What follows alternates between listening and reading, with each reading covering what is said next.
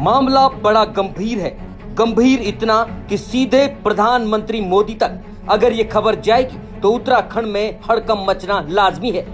पिछले दिनों प्रधानमंत्री मोदी ने पूरी दुनिया को जलवायु और पर्यावरण संरक्षण को लेकर संबोधित किया और एक बड़ा संदेश दिया। वहीं इस पूरी खबर में आज हम एक बड़ा खुलासा करने जा रहे हैं, जिसे सुनते ही आप चौंक जाएंगे कि कैसे उत्तराखंड में वन माफिया और विभाग गठजोड़ करके इस देवभूमि में देवता माने जाने वाले हरे पेड़ों को काट रहे हैं। जिस उत्तराखंड की बेटी गौरा देवी ने चिपको आंदोलन का संदेश पूरे विश्व में दिया, आज उसी उत्तराखंड में वन माफिया और कुछ अधिकारी मिलकर इसके अस्तित्व को खत्म करने पर तुले हैं। हो गए टाइमिंग है। इस टाइम हम पहुंच रखे हैं जी आंध्री बीट के कंपार्ट नंबर 8-9 में। ये 90 ओवर पेड़ पेवर ग्रीन, जिसका तो है पूरी तरह से जो है अवैध पातन है। वन विभाग और वन निगम की जो है मिली भगत से, और ये जो है हरा पेड़ एलिसीड करने के बाद देखो कितना माल, दो ये 90 ओवर का पेड़, ये इतनी दूर, कम से कम सड़क से जो है 20 किलोमीटर दूर पे इतना एलिसीड, इतना अत्याचार। देखो पहले जल लूटा, फिर जमीन लूटी और अब जंगल भी खूब लूट रहे हैं। यानी कि उत्तराखंड के जल, जंगल और जमीनों पर माफियाओं की हमेशा से ही नजर रही है। दरअसल उत्तरकाशी जिले के पुरोला टॉस वन प्रभाग में बेशकीमती देवदार के पेड़ों का बेरहमी से कत्ल कर दिया गया। अब आपको पूरी कहानी बताएंगे। दरअसल 10 नवंबर 2022 को मुख्यमंत्री पोर्टल पर उत्तरकाशी जिले के मोरी के बलावट के रहने वाले सामाजिक कार्यकर्ता सूरवीर सिंह चौहान ने एक शिकायत दर्ज करते हुए लिखा कि देवता रेंज, कोठीगाड़ रेंज, सांद्रा रेंज में वन विकास निगम के विभागीय लॉटों की आड़ में देवदार और कैल जैसे बेशकीमती पेड़ों का अवैध कटान कर दिया गया है। अब आपको जानकर हैरानी होगी कि यहाँ वन माफिया के हौसले इतने बुलंद हैं कि इन्होंने वर्ष 2019 में आराकोट में आई भीषण आपदा के मुहाने पर ही इतना बड़ा कटान कर दिया। पहाड़ टीवी की स्क्रीन पर ये जो तस्वीरें आप इस वक्त देख रहे हैं, ये वही तस्वीरें हैं, वही हरे पेड़ों का कत्ल हुआ है जो कभी इस धरोहर को हरा भरा करते थे। सारा हरा है, पर तो मन ने चल पड़े। ये तो पूरे जंगल में हरे पेड़ कटे हुए यार, सूखे पेड़ तो कहीं है ही नहीं है। इन्होंने तो सालों ने खाली पैसा के लिए दिखाओ। हाँ, पैसा कमाने देखो। रे पेड़ में जो है वो लगा रखा, उसके बाद गण का निशान। हाँ, कौन है वो अंधा देखो, हरा पेड़ नहीं दिख रहा है। देखो लीसा छोड़ रहा और ऊपर से मिट्टी डाली है। ये देखो आगे, और माल देखो कैसा बर्बाद किया, कितना माल छोड़ा पीछे। ये देखो ना, और फिर माल देखो कैसा छोड़ देते सीधे में तप्पड़ में चिरान करावा, मतलब जहाँ इनको आसान रहा। ये देखो पापा, ये देखो क्या है, इन तो एक तरफा ये भाई गिरा है। ये देखो नीचे का, ये देखो नीचे देवदार 90 ओवर होगा भाई। इन्होंने तो सूखे तो भाई कैसा जल्लाद है वो विनोद है, वो तो पूरा जल्लाद है। ये तो साला मर्डर से भी नहीं होते ऐसे। मर्डर तो चलो आदमी किसी पर्सनल टेंशन में कर दे, किसी उससे कर दे। इन बेचारों ने क्या बिगाड़ा? ये तो हमारे लिए वरदान है प्रकृति।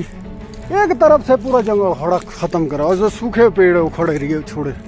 अब जब मुख्यमंत्री पोर्टल पर शिकायत की गई तो उसके बाद 13 जनवरी 2023 को तत्कालीन मुख्य वन संरक्षक गढ़वाल सुशांत कुमार पटनायक ने इसके लिए एक जांच टीम बनाई, जिसमें 2 अधिकारियों, सहायक वन संरक्षक मयंक गर्ग और सुधीर कुमार को जांच अधिकारी बनाया गया।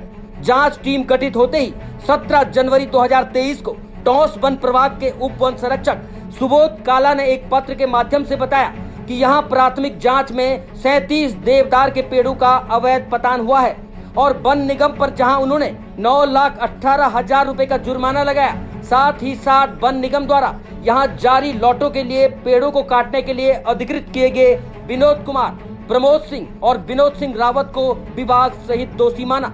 और अब विनोद क्या बोल रहा है जी, मैं तो ऊपर गया ही नहीं, मैं तो मान ही नहीं सकता ऐसा होता है। मैंने वो तो साला वो कश्मीरी, मैंने कहा वो चीरा नहीं ऐसा कैसे काट दे भाई, बिना ठेकेदार और बिना निगम के आदमी की और बिना जंगलात की मिली भगत के से ऐसा कहाँ हो सकता है। देखा बापा, महा अत्याचार है ये तो यार। और यहाँ देखो इलाके में छपा नहीं हो रखा, पेड़ एक भी नहीं छपे, देखो। अब बड़ा खेल देखिए कहां हुआ।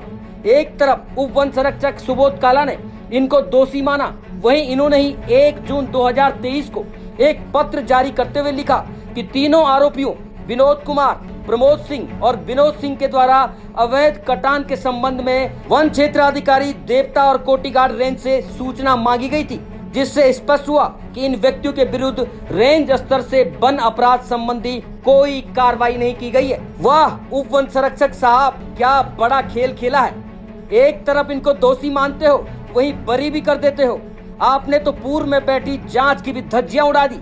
आपको जानकर हैरानी होगी कि उप वन संरक्षक सुबोध काला के इस पत्र को आधार बनाकर अब जंगलों को वैध रूप से काटने वाली सरकारी ठेकेदार कंपनी वन विकास निगम ने भी दोबारा से 8 जून 2023 को इन्हीं आरोपियों में से विनोद रावत को वैध पेड़ काटने का जिम्मा फिर से दे दिया है। जबकि पूर्व में जो जांच कमेटी बनाई गई थी उसकी जांच रिपोर्ट आने का भी उन्होंने इंतजार नहीं किया।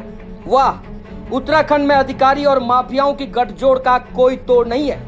आपको बता दें, इस अवैध कटान की जांच कर रहे अधिकारियों मयंक गर्ग और सुधीर कुमार की जब पहाड़ टीवी से बातचीत हुई तो उन्होंने बताया कि जांच रिपोर्ट प्रमुख वन संरक्षक को भेज दी गई है, जो कि जल्द ही सार्वजनिक भी हो जाएगी। लेकिन हद तो यह है कि बिना जांच पूरी हुए ही फिर से उन्हीं लोगों को पेड़ काटने का काम दिया जा रहा है जिन्होंने पहले कई देवदार के पेड़ों का कत्ल किया है। यानी कि साफ है कि इस पूरे कारनामे में वन माफियाओं ने अधिकारियों की जेबें भी खूब गर्म की है। यदि ऐसा नहीं है तो आखिर क्यों अधिकारी बिना जांच रिपोर्ट के आरोपियों को क्लीन चिट देने का काम कर रहे हैं, जिससे कि अधिकारियों के ऊपर बड़े सवाल खड़े होते हैं। हम तो ये कहते हैं कि इन वन विभाग में बैठे अधिकारियों की संपत्ति की भी जांच होनी चाहिए, ताकि इनके द्वारा जमा की गई अकूत संपत्ति का भी खुलासा हो सके और जिन्होंने उत्तराखंड को लूट का अड्डा बना लिया है उनका भी खुलासा हो सके। अब हमने शुरुआत में आपको प्रधानमंत्री नरेंद्र मोदी का जिक्र इस खबर में इसलिए किया क्योंकि उत्तराखंड ही एक ऐसा राज्य बचा है जहां अभी जैव विविधता से भरे जंगल हैं, लेकिन अब वन माफियाओं की नजरें जंगलों को उजाड़ने पर लगी हैं और करोड़ों रुपए का मुनाफा कमाने पर लगी हैं। अब देखना यह होगा कि जीरो टॉलरेंस की पुष्कर सिंह धामी सरकार इस पर क्या एक्शन लेती है। ब्यूरो रिपोर्ट, पहाड़ टीवी।